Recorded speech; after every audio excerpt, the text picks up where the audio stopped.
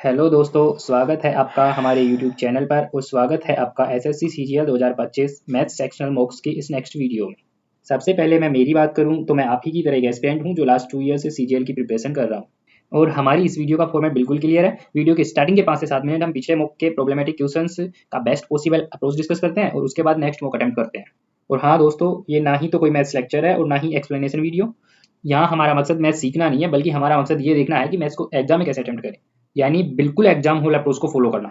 अगर आपको हमारी ये वीडियो पसंद आए और आपको इस अप्रोच से हेल्प मिले तो वीडियो को लाइक और चैनल को सब्सक्राइब जरूर करें। तो चलिए बिना किसी देरी के शुरू करते हैं। तो हमेशा की तरह अभी भी लास्ट मॉक के सॉल्यूशंस को देखेंगे, लेकिन लास्ट मॉक में जैसा कि अभी लास्ट मॉक दिए थे उसमें अपने स्कोर था 47.5, जिसमें सिर्फ एक क्वेश्चन गलत था और वो भी क्या था, ये है जस्ट नॉर्मल क्वेश्चन है। इसमें कैलकुलेशन ये सिंपल सिली मिस्टेक्स की वजह से गलत हुआ था। बाकी इसमें कोई भी ऐसा क्वेश्चन नहीं था जिसमें अपने को परेशानी आई हो। सारे क्वेश्चन 1 गो में आराम से हो गए थे, 1 गो में नहीं 2 गो में आराम से करके अपने पास 2 मिनट का टाइम और बच गया था। तो जो भी था सब कुछ इसमें तो परफेक्टली है, तो इसके बारे में ज़्यादा डिस्कस करने के लिए कुछ है नहीं। तो अपन नेक्स्ट मॉक स्टार्ट करते हैं। तो जैसा कि है नेक्स्ट मॉक अपना 17 सितंबर शिफ्ट थर्ड का, शिफ्ट सेकंड वाला दिए थे, अब देंगे 17 सितंबर शिफ्ट थर्ड का। ठीक है, तो शुरू करते हैं। बाकी अगर आपने ये मॉक अटेम्प्ट कर लिया है तो आपका इसमें क्या स्कोर था वो कमेंट करके जरूर बताना है। तो चलिए मैं इसको शुरू करता हूँ।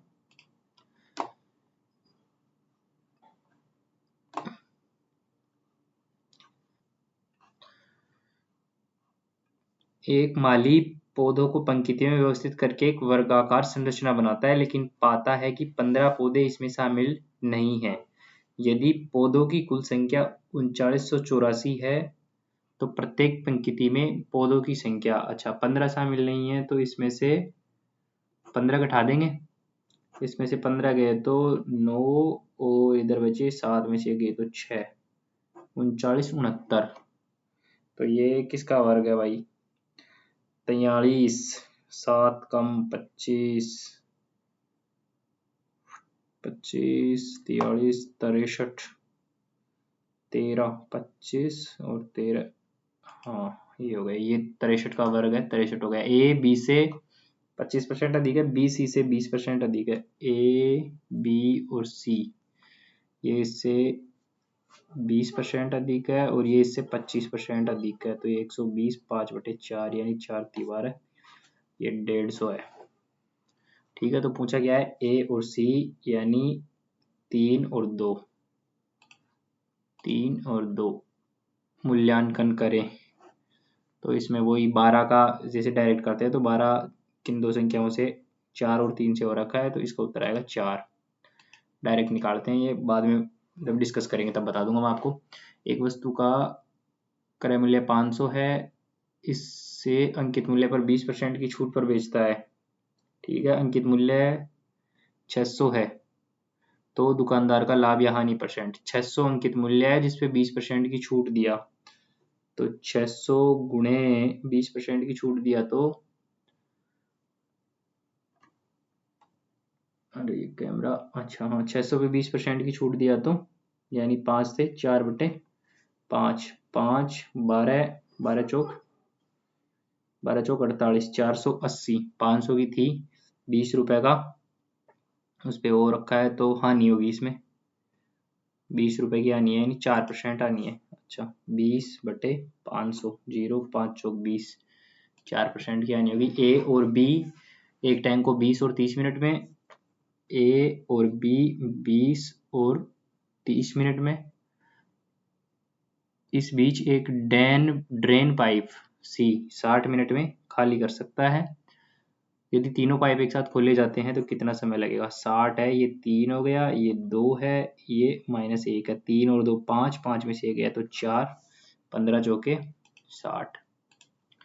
एक्स वाई जेड 0 है, x cube Y cube 3xyz है, वो तो होएगा x माइनस वाई का क्यूब, y माइनस जेड का क्यूब और z माइनस एक्स का क्यूब का मूल्यांकन करे तो a cube b cube c cube बन गया। यहाँ पे इनका योग भी सारों का 0 रखा है तो वो इसका भी 3xyz आ जाएगा।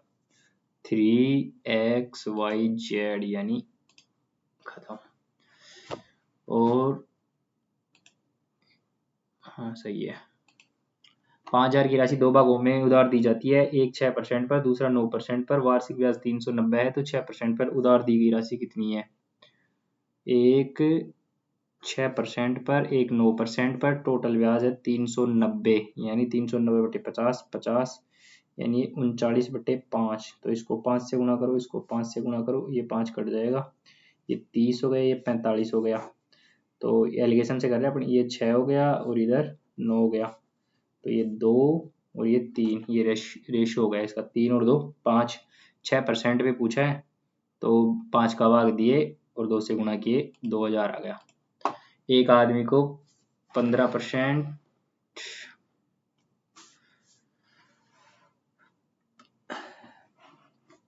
एक आदमी के पास 15,000 रुपए हैं, उसका एक हिस्सा x को 3 साल के लिए 10% के साधारण ब्याज पर, बाकी हिस्सा y को 3 साल के लिए 12% की साधारण ब्याज दर पर। यदि 3 साल बाद x और y दोनों से प्राप्त कुल ब्याज 4,950। अच्छा जी, 15,000 रुपए हैं। अच्छा, तो एक हिस्सा x मान लिए, तो एक हो गया 15,000 माइनस x, ये 3 साल के लिए और 10% रेट, y को 3 साल के लिए 12% रेट, तो ये तो हो गया 10 दिए 30%। तो यार ये आज कैमरा पता नहीं क्यों सही नहीं आ रहा।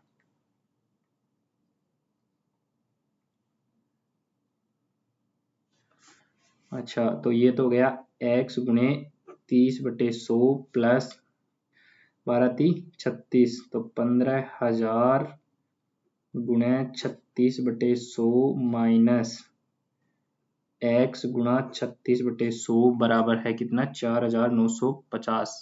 x को उधार दी गई राशि यानी x की वैल्यू ही अपने को पूछा है।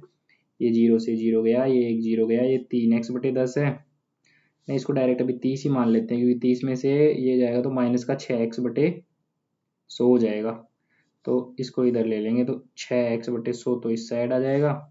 बाकी ये हो गया कितना? 15×6 = 90, 1 0 पहले से है, 15×3 = 45 और 9 54, और इसमें से ये 4950 गया तो 450, और 450 गुणे 100/6, तो 6 कम 6 6 7 42, 6 5 30, तो ये 7500 आ गया। एक तना हुआ तार एक ऊर्ध्वाधर खंभे को सहारा देता है, तार खंभे के आधार से 10 मीटर दूर जमीन पर टिका हुआ है। अच्छा जी, 10 मीटर दूर है, तो यदि जमीन के साथ 60 डिग्री का कोण बना रहा है तो तार की लंबाई, तो ये 60 डिग्री का है, तो ये √3, 10√3, 10 10 दूनी 20 मीटर हो गई तार की लंबाई। एक शंकु और एक गोले का आयतन बराबर है, शंकु की ऊंचाई उसकी त्रिज्या से 2 गुनी है। अच्छा जी, आयतन बराबर है तो 1/3 पाई r² h, शंकु की ऊंचाई उसकी त्रिज्या से 2 गुनी है, तो r² तो 2 दूनी 4, r² h होगा, नहीं 2r ही होगा, 2r अनुपात ही पूछा है ये किसका? शंकु की त्रिज्या और, पहले तो बराबर ही कर लेते हैं इनको, और बेलन का, शंकु और गोले का, बेलन नहीं है, 4/3 पाई r³, शंकु की त्रिज्या और गोले की त्रिज्या का अनुपात, इसको r मान लेते हैं। ये पाई 3 से 3 कट गया, इधर है 2r³, तो ये 2 से ये 2 कट गया, तो r³ बराबर 2/1, तो ये रूट ये 1 हो गया, तो r और r √2, शंकु की तो हो गई √2, शंकु की से पूछा है तो रूट नहीं, घनमूल 2 का। समान त्रिज्या वाले एक अर्धगोले और बेलन का कुल पृष्ठीय क्षेत्रफल समान है, तो बेलन की ऊंचाई और त्रिज्या का अनुपात, कुल पृष्ठीय क्षेत्रफल बेलन का तो हो गया 2πr कोष्टक r प्लस h, और अर्धगोले का हो गया 3πr²।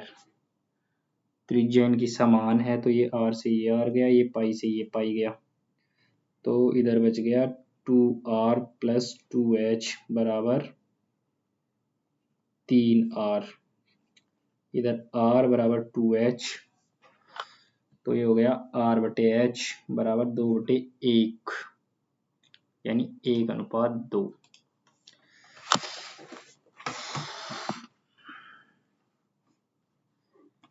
एक बड़े घनाकार केक को 64 छोटे एक जैसे घनाकार टुकड़ों में काटना है। सीधे कटों की न्यूनतम संख्या कितनी है?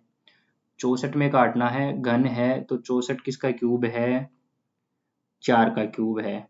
तो एक साइड 4 यानी 4 से एक कम, 4 टुकड़े होंगे तो 3 कट लगेंगे, तो 3 गुणे यानी 3 कट तीनों साइडों में लगेंगे, 3 6 3 3 9 कट लग जाएंगे। एक शंकु की त्रिज्या 20% बढ़ा दी जाती है जबकि ऊंचाई 10% कम कर दी जाती है।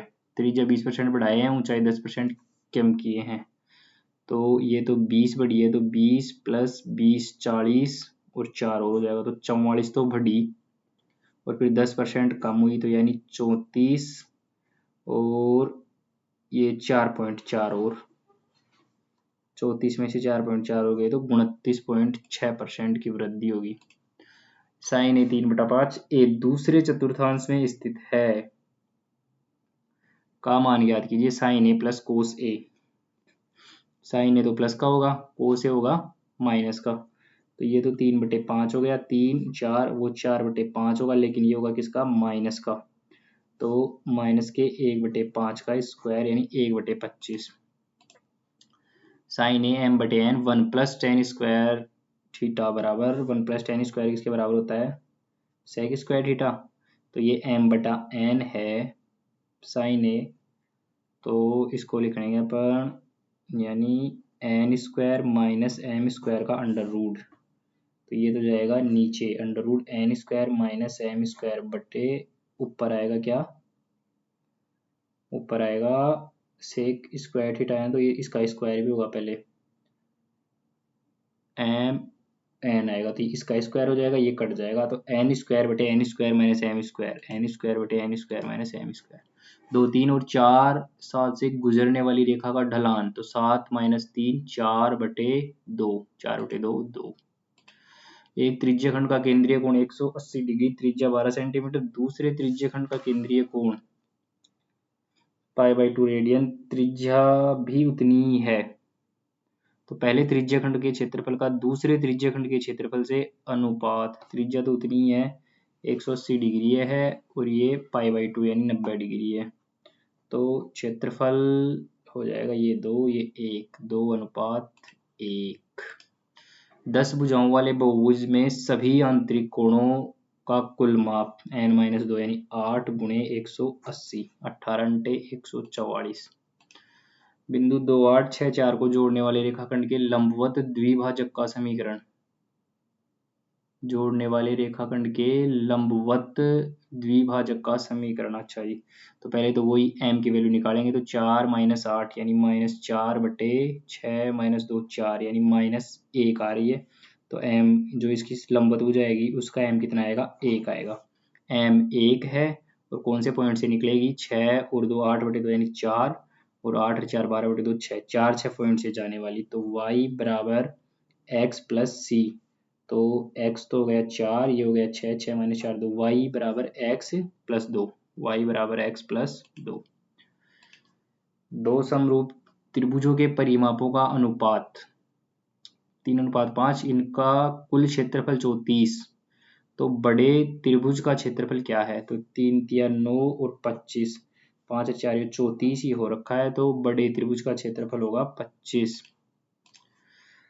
19 20 39, अच्छा जी, इनका योग वो आ गया, तो ये हो जाएगा -3abc, नहीं प्लस का 3 गुणे 19 गुणे 20 गुणे -39 प्लस 1 1 8, यूनिट डिजिट खींच देगा 9, ये तो 0 ही है इसमें, तो ये 0 इसमें जाएगा, तो यूनिट डिजिट में 8 आएगा क्या? अच्छा जी, 0 ये माइनस का है, तो इसमें से ये 8 जाएगा तो 2 बचेगा, बाकी इसको बाद में और देख लेंगे, शायद टाइम ही बचेगा इसमें अपने पास, तो एक बार और कैलकुलेट कर लेंगे। Cot X x/2 x plus x/, 1/x cosec square यानी 1 प्लस कोट स्क्वायर थीटा ये होता है ना, तो 1 प्लस इसका स्क्वायर कर देंगे, इसका स्क्वायर करेंगे तो x square plus 1/x square plus 2, तो x square plus 1/x square plus 3। एक बाह्य बिंदु P से एक वृत्त पर एक स्पर्शरेखा PA खींची गई। यदि त्रिज्या 8 सेंटीमीटर है, P से केंद्र की दूरी 17 है, तो स्पर्शरेखा PA, तो 8, 15, 17 ट्रिपलेट। जब दो स्पर्शरेखाएं PA और PB वृत्त के बाहर एक बिंदु P से वृत्त पर खींची जाती हैं, ठीक है, उनके बीच का कोण 90 डिग्री है, तो P से वृत्त के केंद्र O की दूरी क्या है? यदि त्रिज्या 5 सेंटीमीटर है, ये तो 5 सेंटीमीटर है, ये दूरी पूछा है O की, और ये उनके बीच का कोण PA और PB वृत्त के बाहर बिंदु P से वृत्त पर खींची जाती है, और उनके बीच का कोण शायद ये कोण दे रखा है 90 डिग्री, है ना। तो अब ये पूछा है कि इसकी वैल्यू ये 5 है, तो P से O की ये दूरी पूछा है, यानी ये 45 डिग्री है। भाई ये 90 है तो इसका आधा माने, तो ये 45 डिग्री हो गया।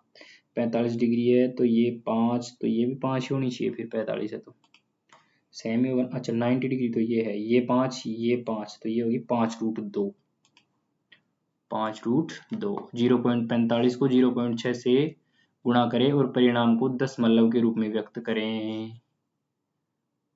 अच्छा जी, 6 पंजे 30 और 6 चौके 24 और 3 27 और 1 और 3 अंक छोड़ के पॉइंट 0.27। ये लो 1 गो में पेपर हो गया। 4 मिनट बच रहे हैं, इसको दोबारा देखना चाहें तो देख सकते हैं। 38 19 57, 57 दूनी यानी 7 दूनी 14, 114 और 0, और इसको 40 से गुना करेंगे तो 4 से लगभग, यानी एक तो 11,000 हो गया, 11 चौक 44 हो गया, 4 चौक 16 हो गया, तो 45 और कुछ हो जाएगा। सही है, यही आएगा। ये लो ये भी हो गया। अब क्या करें, 4 मिनट बच गई है, यानी 16 मिनट में अपने पूरे 20 क्वेश्चन कर दिए हैं। तो ये है आपका CGL 2025 का पेपर। अब देखते हैं बस कोई सिली मिस्टेक ना हुई हो, वरना इसमें करने लायक कुछ भी इतना खास नहीं है, सारे इजी क्वेश्चन थे। सिली मिस्टेक नहीं हो तो अपने पूरे सही होने चाहिए ये, ठीक है। तो इसको सबमिट करते हैं,